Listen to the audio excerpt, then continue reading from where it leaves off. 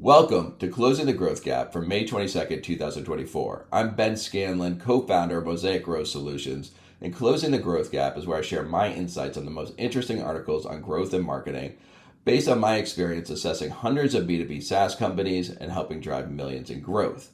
We have a number of great topics today to help your company close the growth gap. First up, Peep Laja shares his winning playbook, and it involves finding a niche, finding your ICP, being great within that niche, and then differentiating your product, which I think is a really powerful playbook, so I'll be interested to dive into that. And then I go back and share some research from the Kantar Blueprint for Brand Growth that shows how companies can actually execute against that playbook efficiently in a meaningful fashion. So some data from there showing how small brands can actually find their ICP is going to be very powerful in sort of activating Peep's playbook. And then finally, an article from me, which talks about what would the world look like? How would you actually structure your organization if the research done by Ehrenberg-Bass was actually utilized? All right, let's get started. All right, let's start out with this article from Peep Laja. He says he has the playbook for winning. So we all like to win. We all want to drive growth. So I'm curious to see what he has to say here. Number one, pick a niche. Now, I know a lot of people say niche, and it's riches and niches, but I've always said niche, so I'm sticking with it. So number one, pick a niche. Two, get to know your ICP better than others. Three, tell them things they need to hear to convert. Four, solve that problem better than anyone else. Five, communicate differentiated value, build mental availability, become known for that one thing. Six, expand later to other problems and products. And seven, win. Now, I really like this playbook. I think there's a lot of value in following these steps. And we've seen this with our clients. For our clients, the smaller clients who are best in the world in certain areas, they had a much easier path to growth. They're able to steal people from their competitors who weren't as strong in that specific area. But other ones that started out that were broad in terms of their approach, it was tough sledding. Like they had a tough time selling into different markets because they weren't differentiated and they had trouble defining who they were selling to. And so this focusing on one area where you're the absolute best in the world, updating your message to focus on that, and then targeting those people who would be receptive to it is really critical. But he says this is the problem. Only 1 in 5 companies have buyer personas or ICPs, and only 1 out of 10 companies actually do target customer research on a quarterly basis. That's the opportunity for you, because those who do, their customers' willingness to pay is higher, the funnel is more efficient, LTV CAC is much higher, and those companies are typically growing at 15 to 20% higher rate. But I'm not surprised that the number of companies doing this is so low. Like it can be confusing to know how to get started with things like defining your ICP and buyer personas. And then customer research, like who do you even reach out to figure that out? And so the next article I'm going to share is going to give sort of a clearer path forward on how to actually execute this playbook. I think the playbook is very strong, but I'm not surprised that companies are challenged with doing some of this work to define who they're selling to and understanding what needs they have, so the company can be differentiated and be the best in the world at it. So let's move on to this next article and see what I'm talking about. And this is from Kantar's Blueprint for Brand Growth. And I talked about this a couple of days ago, but I really wanted to highlight this one chart again relative to Peep's playbook. And they start off by saying size does matter. Your brand size today is a key determinant of where you can most easily and effectively find new space. And so this is how you grow selling to new people. Evidence from 4,000 of the fastest growing brands shows that smaller brands get about 80% of their incremental growth by acquiring more buyers who already buy the category and stealing those purchases from competitors. So let me say that again. It shows that smaller brands get 80% of their incremental growth by acquiring more buyers from people who are already bought the category and stealing from competitors. So that is a key insight in how to execute against Peep's playbook much more effectively. So when you sit down and think about who your ICP is, who your target market is, you're not talking about the whole world.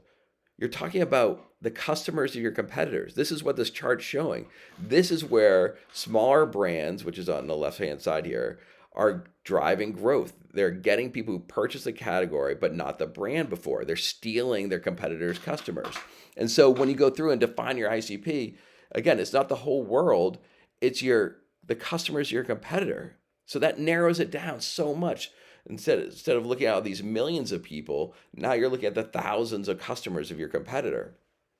And then when you think about how you determine what area you need to be great in, well, go ask the people who are churning from your competitors why they're churning, what issues they have with a competitor, and be great in that area.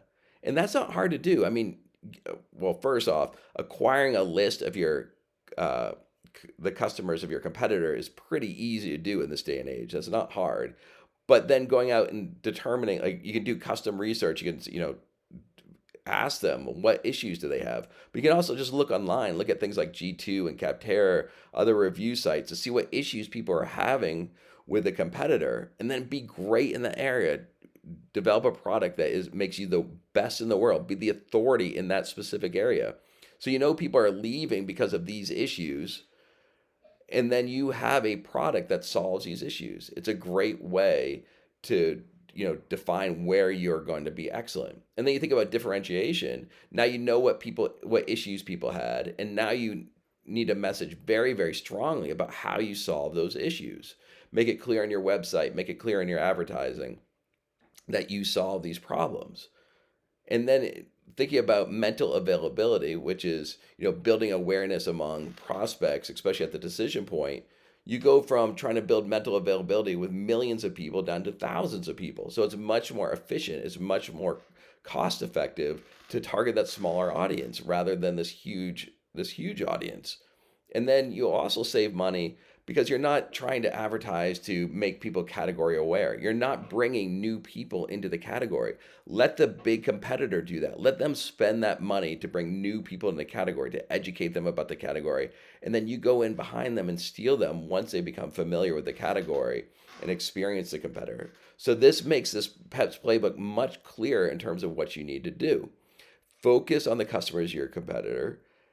Determine what issues they have with a competitor, develop a great product around that, differentiate very strongly in terms of your messaging against the issues they had and where you're great, and then build mental availability with that smaller audience, and then stop doing any sort of category awareness advertising or work because it's not necessary. Let the big brands do that.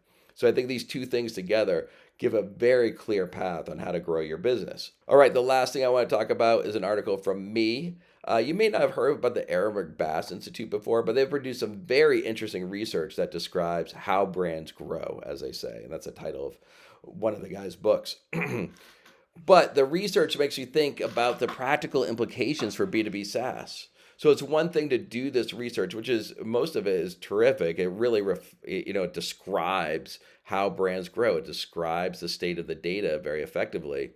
But it's the area where they're kind of light is what does this mean in terms of strategy and tactics for a company? Like, how do you actually execute against their findings? And so that's sort of a thought exercise I went through here. And so I wanted to think about what did the organizational structure, what would it look like if you actually executed against this research? And so there's a number of laws and rules that they put together. And so I thought about the organizational structure given that. And first up, there's no need for outbound sales because there's a very limited number of prospects in market. It would be more efficient to find in-market prospects through other channels. So they have a 95-5 rule, which is only 5% of people are sort of actively buying. The other 95%, you just need to make aware of your brand because they're not actively buying. But using an outbound sales team to do either of those is very inefficient. To find the 5% of people who are in market by making calls is a waste of resources. And then trying to build brand awareness among the 95% is very expensive using people and calls to do that. So the outbound sales team wouldn't really have a role if we believe that 95-5 rule. And then there would be a need for a strong creative team to produce advertisements that produce distinctiveness, which is based on that mental availability. And so what you'd want to do is make sure that your creative you're creating makes your brand stand out. So when they're actually going to make that decision, they think, oh, of your brand. And that's done through strong creative. So you'd want to have a strong creative team. And then you want a really great media buying team to make sure that you're buying your media as efficiently as possible to get in front of those 95% of people. And so this, again, is tied to this mental availability. And then the customer success team's role would change significantly. They have Ehrenberg-Bass has this law of double jeopardy. which has been shown to be true across many industries, but it hasn't been shown to be true I haven't seen any data on SaaS yet, but it's been shown to be true in many industries. And the law of double jeopardy says the number of people, the percentage of people retention is based on the size of the company. So large companies retain more customers. Smaller companies lose more customers. And it's based on company size. And like I said, this has been shown over a number of industries. So proactive efforts to retain customers aren't effective. They're saying it's really based on company size. So you still need to answer people's questions. So you'd have a customer support rule, but this proactive process of trying to retain customers wouldn't be needed any longer. And then a strong website team to remove any friction from acquisition. So there's this physical availability, which is making it as easy as possible to acquire your product. And since 100% of people who are going to look to purchase your product are going to go to your website, you want to make that as effective as possible. So you need a strong website team. And then the inbound sales team role changes too. And they're going to be much more focused on, instead of selling, you're going to make acquisition efficient.